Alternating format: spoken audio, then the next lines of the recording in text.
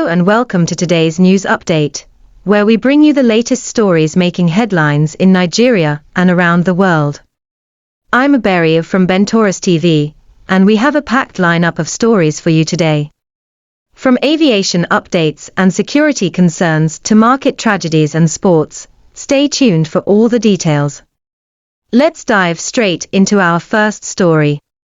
NCAA demands airlines uphold passenger rights.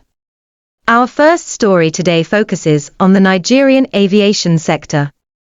Passengers have grown increasingly frustrated with flight delays and cancellations, which reached alarming levels in September and October. The Nigeria Civil Aviation Authority, NCAA, is stepping in to hold airlines accountable.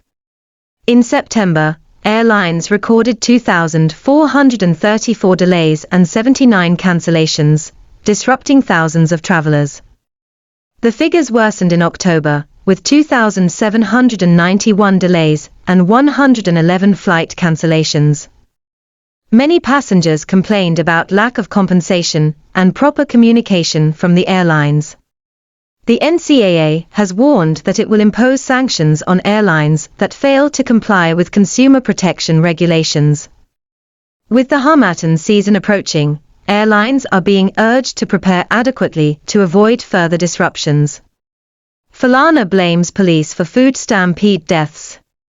In another developing story, human rights lawyer and senior advocate of Nigeria, Femi Fulana, has criticized the Nigerian police force over their role in the tragic food stampedes that claimed 115 lives in Ibadan, Abuja and Anambra. Speaking during a public lecture in Ondo State, Fulana alleged that police negligence contributed significantly to the chaos that led to these deaths. He emphasized the urgent need for social welfare reforms, citing that poverty and hunger are at the root of rising insecurity.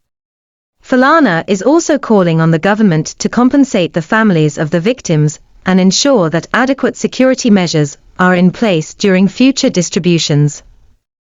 Nigerian troops neutralize IPOB terrorists.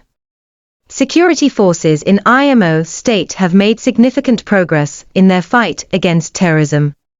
Nigerian troops successfully neutralized members of the Indigenous People of Biafra, IPOB, and its armed affiliate, the Eastern Security Network, ESN, following a distress call.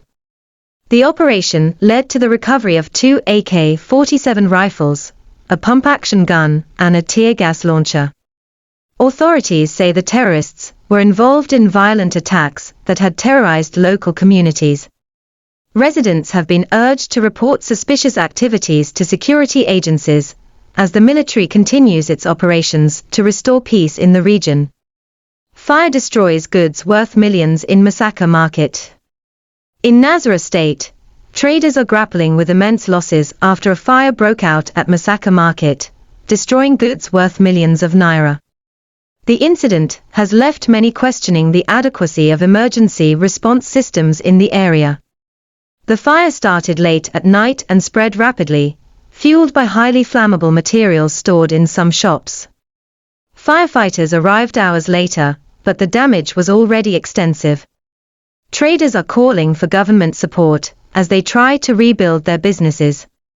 The trader said, "I lost everything. My entire shop was burned. We need help from the government and kind-hearted Nigerians to start over." Ondo Road crash claims 13 lives.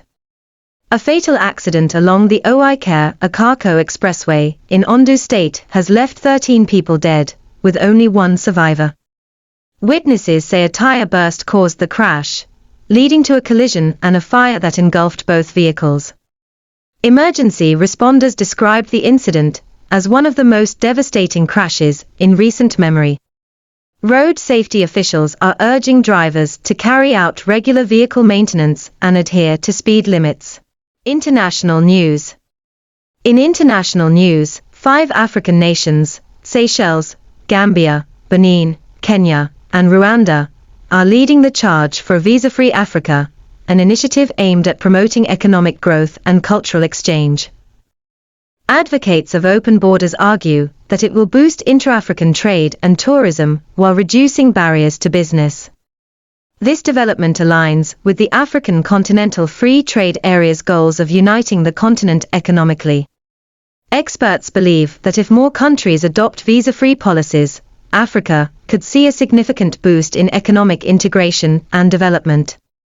Sports news. Guardiola committed to reviving Manchester City.